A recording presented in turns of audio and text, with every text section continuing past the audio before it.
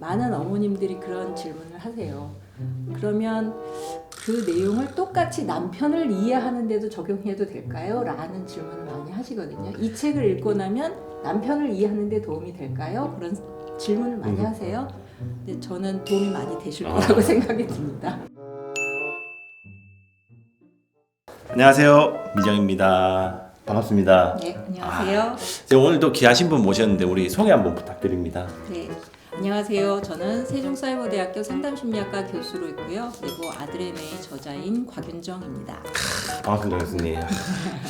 제가 이제 이 아들의 뇌라는 책을 읽고 저도 사실 다 읽었는데 아들의 뇌가 정말 다를까? 저도 이제 어떻게 보면 아들이니까. 그렇죠. 예, 저의 이제 학창 시절이 약간 떠오르긴 했는데 제가 이제 아들의 뇌라는 책을 다 읽었는데요.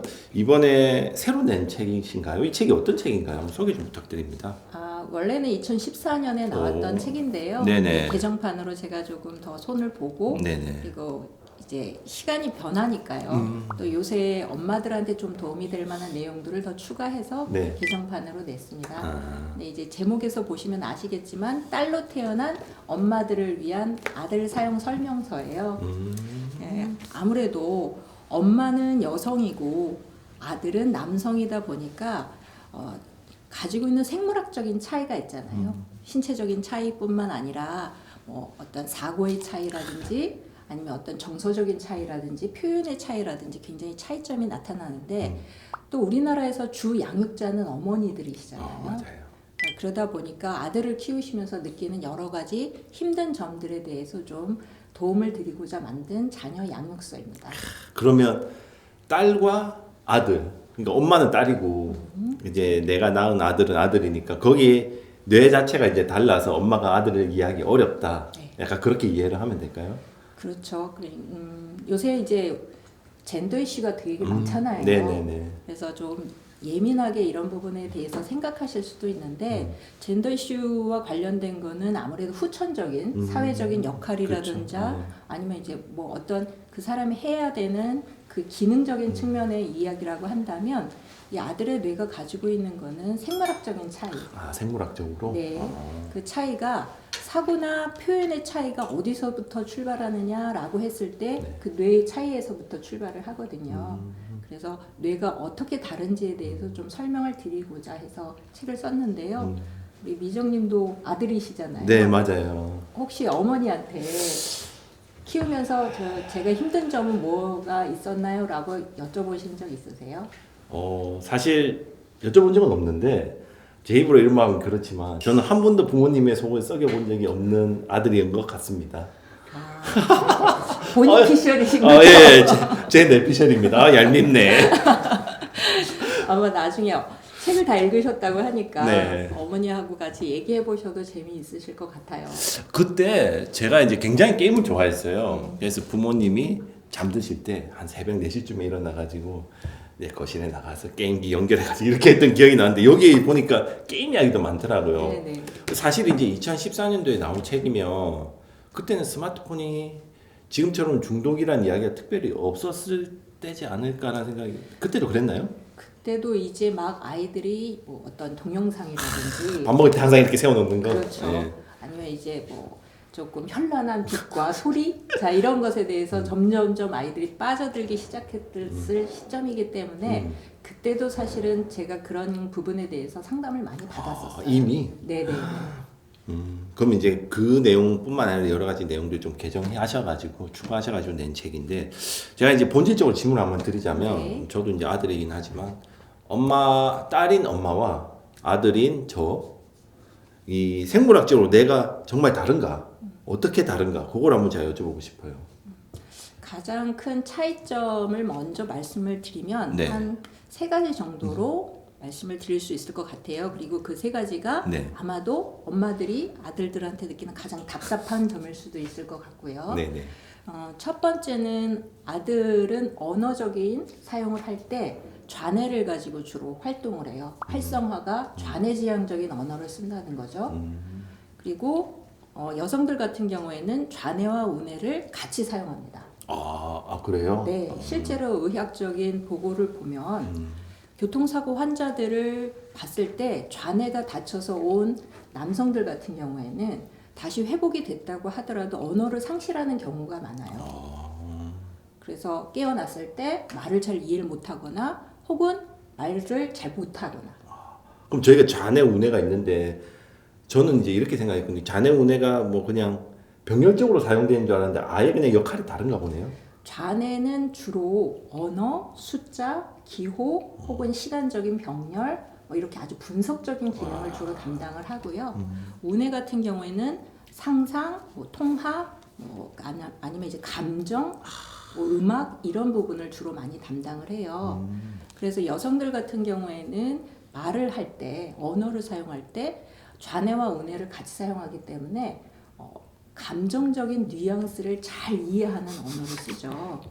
그래서 말 표현 자체에 대해서 되게 왜 그렇게 말을 하느냐, 그런 식으로 말을 하느냐, 말 속에 감정이 있다라고 하는 것을 잘 캐치하는데 이제 남성들 같은 경우에는 좌뇌지향적인 언어를 사용하다 보니까 정답지향적이고 굉장히 논리적이고 자, 이런 언어를 사용을 하죠. 그래서 둘이서 언어를 주고받을 때 같은 말이지만 다른 의미를 가지고 있을 수도 있어요.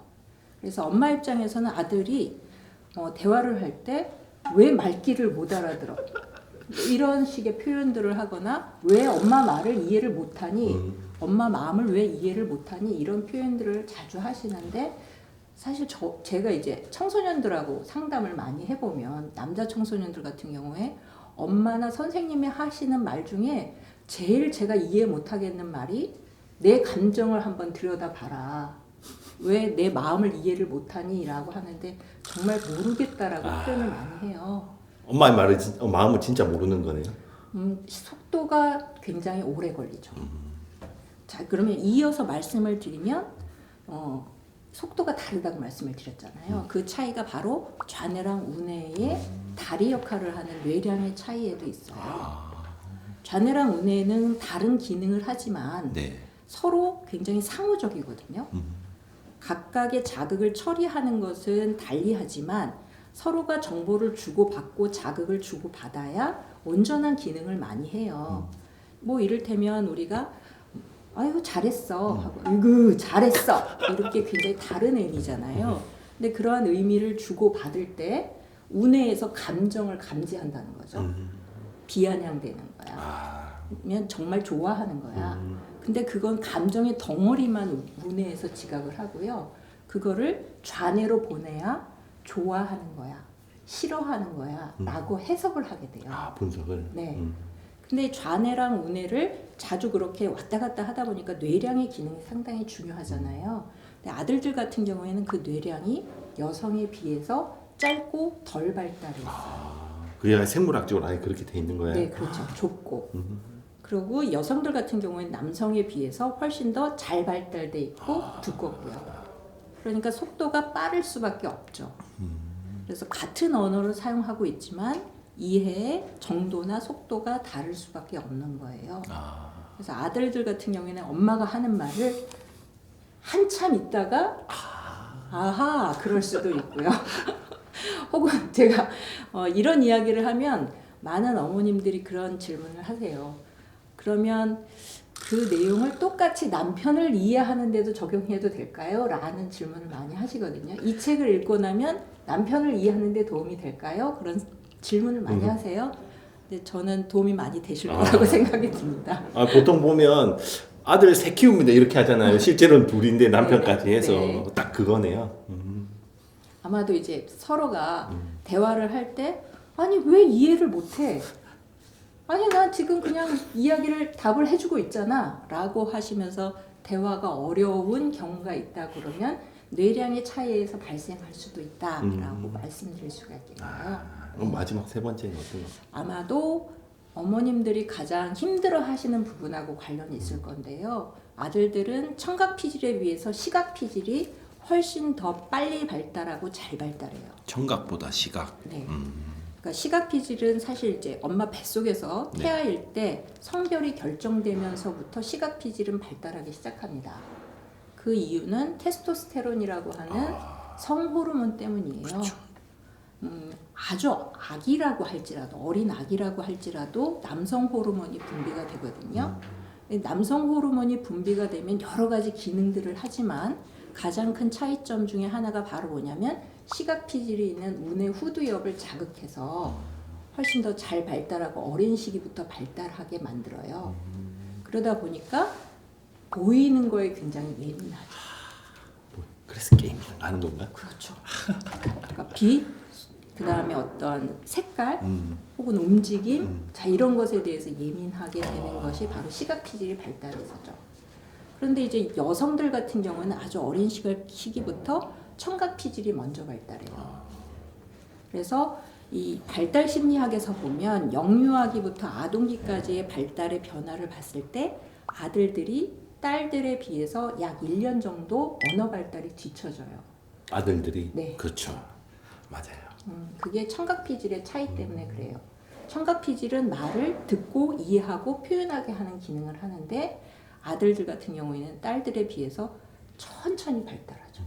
그래서 말도 늦대는 것처럼 느껴지고 말도 잘 이해를 못하는 것처럼 느껴지기도 하고요. 그제 우스갯소리로 이제 첫째를 딸을 키우고 둘째를 아들을 키웠는데 우리 아들은 분재인가 봐. 너무 느려.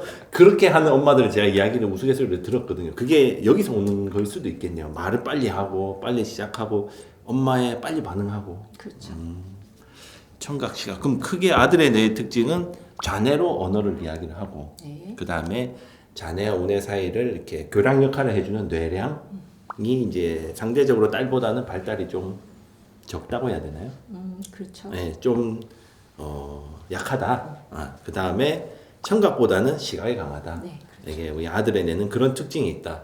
그래서 그러면 이런 특징을 가진 아들들을 우리는 어떻게 키워야 되는가? 여기서 이제 제가 좀 경험적인 것들을 해서 이제 좀 질문을 드릴게요.